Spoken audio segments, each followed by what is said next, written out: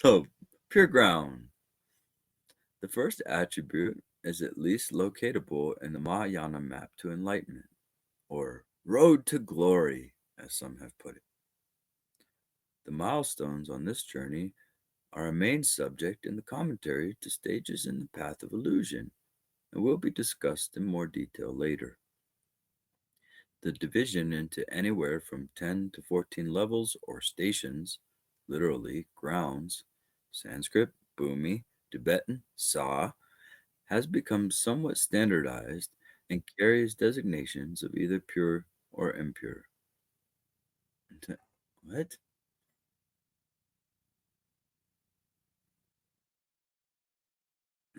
The impure stages are the grounds up to and including the seventh, since there's still the risk that someone of low acumen could revert to a lesser degree of enlightenment. The grounds from the eighth and up are pure grounds, since there can be no reverting from them. Okay, so that's why they made the distinction there. Um, all the way up to 8, you can revert. From 8 to 11, generally, there are 11 boomies. Maybe sometimes there are more. So from 8 up, you cannot revert. From a Dzogchen point of view, we're already dealing with the 11th bhumi here. We're familiarizing with pure enlightenment, so you can disregard all of this. It's a Mahayana context. I mean, it is interesting though, because really in Dzogchen, pretty quickly you won't be able to revert. You'll feel pure presence and more compassion, even if you resist, even if you're like, I hate Dzogchen, you're still gonna keep on waking up. So Taranatha designates Naguma's position as on only the eighth ground. By her own admission, if indeed she is a true source of the commentary to the path of illusion, she states confidently, the author is myself, one who dwells on the three pure grounds, and has obtained authorization from Vajradhara. That makes no sense there.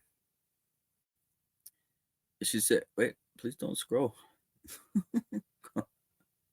If I start talking about it, it's probably best to stay on it, on that section. So if you could go back, please.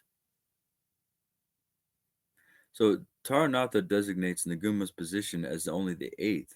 Remember, eighth up into the eighth means you can revert. But then she says here, the author is myself, one who dwells on the three pure grounds. So not impure. And Vajradhara is 11th Bhumi, enlightenment. So we have something there. So the life story reveals more of a progression through these last pure grounds, culminating in the 10th ground, cloud of Dharma. So called because it says in the commentary, cloud like great timeless awareness pervades throughout the sky like Dharmakaya. Here is her description from Path of Illusion. All right, so she's on the 11th Bhumi. There is no doubt. She talks about Dzogchen Mahamudra and some of her other texts, so she's definitely beyond the 8th Bhumi. I don't know where that came from. That threw me off a little bit. So then, in a single instant, amidst the great appearance of Dharma and immeasurable light and Dharma clouds, and Dharma appearance and Dharma light of immeasurable Tathagatas, the immeasurably great cloud of Dharma is attained. Hmm. Also, I have a question there. Can you explain the boomies? I get kind of confused when that is mentioned. Yeah, well, they're just like they're like jhanas and stages of shamatha. You can basically think of the, the samsaric experience. We're kind of like in a womb right now, and think of it like an onion. It has many layers to it, but in the very center is your natural state, is who you are, basically. Conventionally speaking, um, and your wisdom and your compassion hides there. So boomies, any kind of stages, are just the peeling away of the onion. In the first 8 yanas, it's presented as we're creating something. We're creating the boomies. We're creating jhanas or stages of ox herding and shamatha. But more accurately speaking, we're peeling away patterns. We're peeling away karmic momentum, habituations. You understand? So that's why in Dzogchen, it's important to reposition yourself into I'm already done. I'm already here. And whatever's stopping me, blocking me from that abiding in pure presence, that abiding in my pure realm, well, that peels away within awareness. And we rely on awareness. See, awareness permeates the whole onion. That's how they're able to peel away. You have to come into the space that holds the onion. So awareness holds your thoughts, all your patterns of thought, all your patterns of emotion, your plasticity. It holds these. And so if you're in the cycles, in the onion, you're not going to be free of it. So a lot of paths, they'll have you creating more onion within the onion. But Dzogchen asks you to recognize the nature of mind, the space which holds the onion. And then just by more and more coming into this awareness, which is like space, um, then these onion layers will start to peel away. They'll fall away like the grime on a dirty dish that's soaking in the water. Anything that you put in the water, eventually the stuff comes off. It softens and then it comes off. And that's what happens within our awareness. Our patterns, our conditioning softens. So you may still have your anger, your desire, your pride and jealousy, and all these things, your confusions, but they're softening at first. And it happens to many of you. All of you who are practicing with me, for sure, that's happening. And as far as the coming off, it just comes off. You may wake up one morning and it's just simply not there. So that's how the boomies work from a Dzogchen perspective, and I really want you to take that vantage point because there's no sense in you trying to cultivate or create boomies. So the boomies are a kind of set of stages that peeled away to be able to see the ground abode of it. Yeah, we're good. Uh, although the onion peels are also kind of just conditioning. Yeah. So either way, it's best for you to, you're having a Dzogchen perspective. I'm giving you a Dzogchen perspective here to see it as a peeling away rather than a cultivating. Now, you may go to another group where they have you creating, cultivating jhanas. Understand this academics may be great scholar, know in depth about a specific subject, but they rarely translate in great writing. Usually the reverse is actually true. Oh, yeah. Yes, yeah, I think I'm seeing that. Okay, well, we do have B's meditation coming up today. Um, I heard rumors of a text maybe going to be explored in that session. I think that would be really cool. But that's up to B. She is the host of that session. Yes, she just put the link there, and I just want to encourage everybody to support as it's just beginning, and they're really wonderful, heartfelt sessions. Okay. Um, so the link is here, and it is starting in a couple minutes. Of course, I think she waits also 10 minutes, right, B, for everything to start.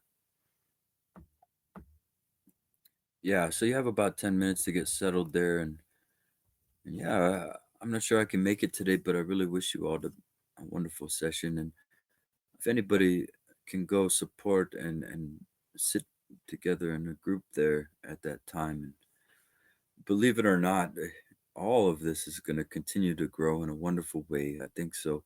It's always benefiting every single day. I don't talk a lot about growing and expanding because my main concern is liberating. As long as we continue to help beings liberate, then I'm okay with growing and expanding. So yes, please join that, and then I'll get to a good stopping point here. Okay. So it says so after the culmination of the 10th ground, wherein the perfection of timeless awareness is achieved, there is a state of total awakening as a Buddha. Yeah, so I guess that's what they're calling the 11th Bhumi, the total awakening of the Buddha. Different systems describe different ways that this final transformation occurs, as we shall see, and often further levels are enumerated. 12 are described in Path of Illusion, but it seems that more levels were always being added, especially in the Dzogchen tradition, making Buddhahood ever more distant. That's just total bullcrap. There are no boomies in Dzogchen. she, she went a little bit depressed there, making Buddhahood ever more distant because of Dzogchen. I wonder if she's ever practiced Dzogchen. Oh, goodness. Maybe people use boomies in Dzogchen, but I wouldn't. That seems silly to me. The sources that I deal with, they don't have stages and boomies in Dzogchen. Anyway, but it seems more levels were added. Like we have like 60 boomies now because they kept adding levels. It's like they're creating a video game, right? How can we ever beat the game if you guys keep adding levels? Trying to beat Donkey Kong. I mean, that's what she's saying essentially. She's calling it a game that they keep on adding levels so you cannot get to Buddhahood. And that is one of the strangest speculations I have come across. I have to say, Miss Harding, I'm willing to respect it though, you know. Yeah. Why would Dzogchen distance from Buddhahood? What? Yeah. Okay. I'm glad I'm not the only one that sees that. So, but I don't want to be unkind, you know. I'm not trying to be unkind. I just, that's what we do. We go through texts and this is Dawei reacts to Dharma text. Buddhahood in one lifetime. Okay. We will make it to the end of this paragraph, I promise you. So, in any case, awesome as Naguma's 10th ground status appears, with its 1,200 sets of unimaginable qualities, she herself warns that the difference between Buddhas and Bodhisattvas is like the difference in the waters of the ocean and the hoofprint of an ox. Yeah, basically, in Dzogchen, you're dealing with Buddhahood. In Mahayana, you're dealing with Bodhisattvas. All right? So she's saying when you're dealing with practices like Dzogchen Mahamudra, it's like a great ocean. But in the Mahayana path, it's like a hoofprint. But the paradox is that every Buddha is a Bodhisattva. So there's also that. Okay, everybody. Well, I think that's it for this section so far. Thank you, Yeshi, so much for putting up with me and facilitating that text. And thank you, everybody in the group, for making this possible. And we still have our Roman Textudo that's slowly pushing forward in a world of degeneration. And you all are truly amazing for finding this path and implementing the path, something that I admire deeply. So thank you.